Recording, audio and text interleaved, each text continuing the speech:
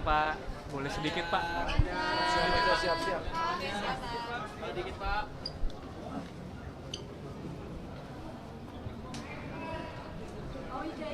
Hah?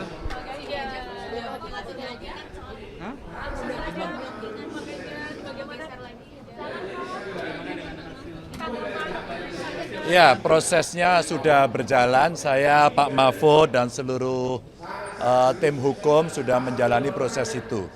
Yang pertama saya ingin menyampaikan terima kasih sama pendukung, partai pengusung, TPN, ya, warga masyarakat, dan tentu pada hakim.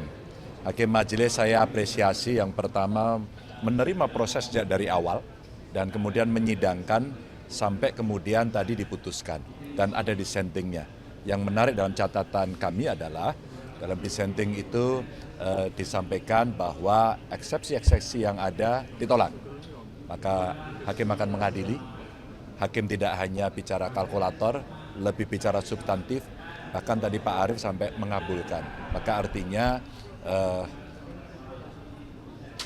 nurani hakim punya ruang sendiri untuk bisa mengekspresikan dalam bentuk putusan. Dan saya kira ini adalah proses panjang yang harus kita hormati. Saya dan Pak Mahfud tinggal hari ini saja, akhir dari sebuah perjalanan.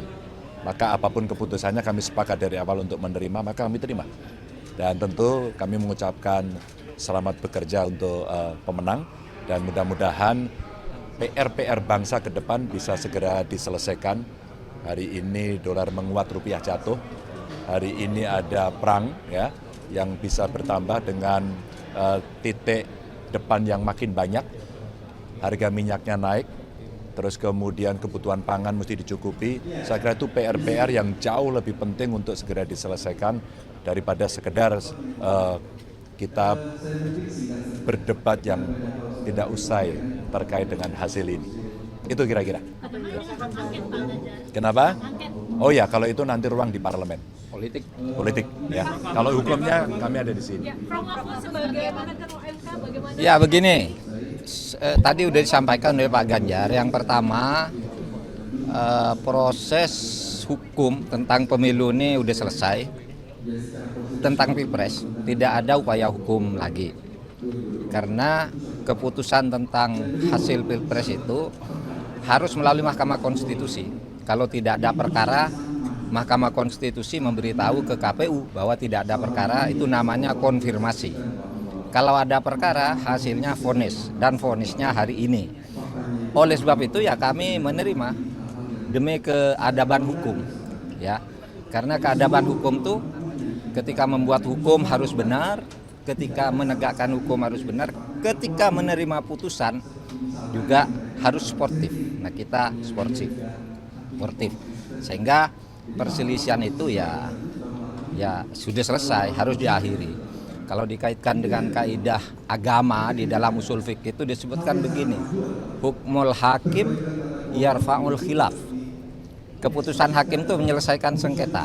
Kamu suka atau tidak suka harus diikuti putusan hakim. Dan kita ikut dalil itu. Mau berjuang terus ada jalurnya sudah. Nah, kalau yang politik saya tidak tahu. Tapi perjuangan yang sudah dilakukan selama ini tidak menghadirkan saksi-saksi dan lain sebagainya, Bapak Oh banyak. Puas kan saya sebelum ke MK kan saya sudah bilang sidang di MK ini adalah teater hukum dunia. Ini disaksikan oleh seluruh dunia. Dan harus diingat putusan sengketa Pilpres dalam sepanjang sejarah baru yang hari ini ada dissenting opinion. Baru hari ini ada dissenting opinion.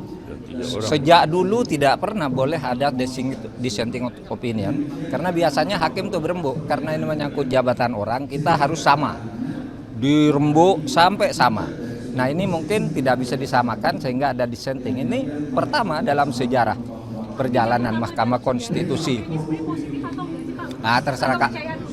Iya, terserah kamu aja, terserah kamu. Saya hanya mengatakan itu catatan sejarah. Oke, cukup ya. Ya, saya mau ada acara dulu. Terakhir Pak Ganjar, habis Ya. ini apa yang mau dilaksanakan Pak? Oke, nanti ya. Yuk. Bagaimana Pak? Sedikit Pak. Oke. Terima kasih Pak Ganjar. Terima kasih Prof. Sabar ya.